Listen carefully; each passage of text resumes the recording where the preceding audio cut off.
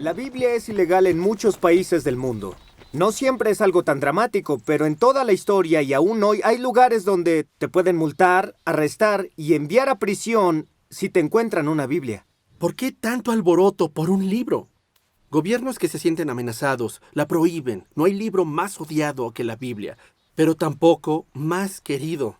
La Biblia es contrabandeada, memorizada, estudiada, escriben canciones sobre ella, y para algunos tenerla significa castigo y prisión. La Biblia es el libro más valioso en el mundo. También es sin duda el libro más popular que se haya escrito. La New Yorker Magazine calculó que más de 44 millones de copias de la Biblia se vendieron en un año. Es el libro más vendido del año, cada año.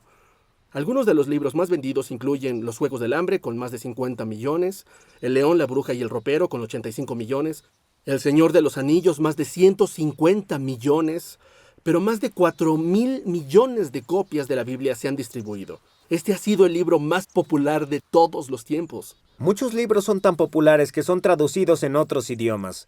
El Hobbit, por ejemplo, ha sido traducido a 40, Harry Potter a 67 y Shakespeare a más de 80 idiomas diferentes. La Biblia se escribió originalmente en hebreo, griego y arameo. Ha sido traducida a más de 2.400 idiomas. Y mientras hablamos, está siendo traducida a otros 1.500. No hay libro más querido, no hay libro más poderoso y no hay libro más popular. Muchos se pueden preguntar qué tan exacto puede ser porque se escribió hace tanto. Los evangelios fueron escritos 30 años después de la vida de Jesús. Aún había personas vivas que lo conocieron. Los evangelios son el reporte de los testigos de los hechos que pasaron en la vida de Jesús. Si algo no era cierto, alguien hubiera alzado la voz. Podemos comparar los evangelios con textos históricos de la misma era, utilizando la crítica textual, que compara la frecuencia y fechas de manuscritos de textos históricos y que confirma que lo redactado por los escritores del evangelio hace 2000 años es a lo que tenemos acceso hoy. Es decir, entre más manuscritos y menos tiempo entre los hechos y la escritura, hay mayor certeza sobre el texto original. Si comparas los evangelios con los textos históricos más confiables de esa era, la Biblia resalta del resto exponencialmente con más copias en un corto periodo de tiempo que cualquier otro texto. Uno de los más grandes críticos, F.J.A. Hort, dijo esto: con la variedad y con la evidencia con que se cuenta, el texto del Nuevo Testamento resalta sin comparación alguna entre otras escrituras antiguas. Podemos acudir con confianza a los evangelios para saber la vida de Jesús. Cuando consideramos lo controversial y popular que es la Biblia, parece bien hacer una simple pregunta. ¿Qué es? La Biblia es un libro, o mejor dicho, es una colección de libros. El significado viene del latín biblia, que es libros o biblioteca. Fue escrita en un periodo de unos 1500 años por muchos autores. Estos autores vienen de diferentes estratos, son reyes, pescadores, doctores, poetas y hasta pastores. Se divide en dos principales secciones, el Antiguo y el Nuevo Testamento. El Antiguo Testamento es el más grande y es lo que fue escrito antes de la vida de Jesús. El Nuevo Testamento fue escrito después. La Biblia es un gran libro y, para ser honesto, es más que un libro, es un milagro. La segunda a Timoteo 3:16 dice esto: toda la escritura es inspirada por Dios, es decir, la Biblia es inspirada por Dios. Es el libro de Dios y Él lo escribió. Debes pensar, espera, ¿no dijiste que la escribieron diferentes personas? ¿Cómo fue escrita por personas y por Dios? Pero es ambos, 100% por personas y 100% por Dios. Uno de los más grandes arquitectos es Sir Christopher Wren. Es mejor conocido por construir la Catedral de San Pablo en Londres. Fue el arquitecto en jefe del proyecto que tardó 35 años en terminar. Siendo el arquitecto, planeó cuidadosamente dónde debía ir cada piedra, y a pesar de que nunca puso una sola piedra, nadie debate el hecho de que él la construyó. De la misma forma, Dios es el arquitecto de la Biblia. Físicamente no escribió cada palabra, pero planeó exactamente cómo debía ser. Si tomaras una Biblia y la abrieras al azar, ¿qué esperarías leer? Tal vez algo como no deberás, o no hagas, o nunca deberías hacer algo. Es más probable que la abras en medio de una historia, un poema o una carta. No solo es un libro de reglas, es un mensaje de Dios. Mirando el mundo en que vivimos, podemos tener un destello de Dios. Ver que le importa aún lo más pequeño y que su poder y belleza son inimaginables. Por esto la ciencia es importante, porque revela la creatividad de Dios. Einstein escribió: no puede existir un conflicto legítimo entre ciencia y religión. La religión sin ciencia es ciega, Y la ciencia sin religión es coja. Nuestra curiosidad sobre Dios no se satisface solo con el método científico. Queremos saber más. Con la Biblia vemos la personalidad y el carácter de Dios en gran detalle. Imagina que alguien compra para ti un auto deportivo.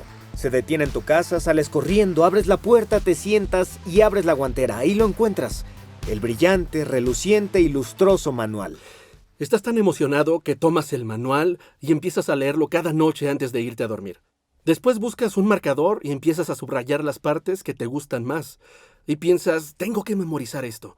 Tomas esas partes, las pones en tu espejo y las ves cuando te lavas los dientes en la mañana. En este punto, algunos de tus amigos empiezan a preocupar por ti porque no te han visto conducir el auto. Pero estás muy emocionado. Tomas una guitarra, el manual y empiezas a escribir canciones y piensas, tiene que haber un par de personas que amen los manuales Tal vez tanto 2 o como 3. yo y Sí, buscas así un es. club al cual unirte. Sí, y en ese punto piensas, tal vez debería aprender alemán, porque entonces podría leer el manual en su idioma original de la Sí. forma en que debía ser. Exacto.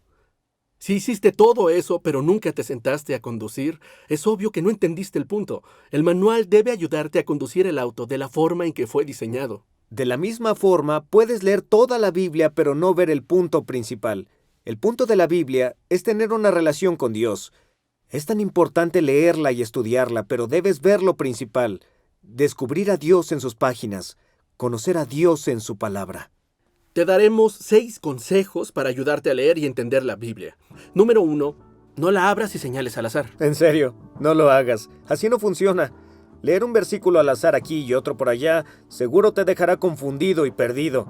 En su lugar, lee todos los libros de la Biblia. Sí, recomendamos iniciar con el libro de Juan. No tienes que iniciar en la página 1 del Génesis. Puede ser raro iniciar a la mitad de la Biblia, pero no olvides, es el principio de ese libro. Ahora, consejo número 2. El género importa. Tienes que saber qué clase de libro lees. Por ejemplo, si lees el libro de Salmos, te ayuda a saber que lees canciones y poesía. Sí, piénsalo. Si lees a Shakespeare y confundes un poema con un hecho factual, dirías, ¿qué creía Romeo cuando dice que Julieta es el sol?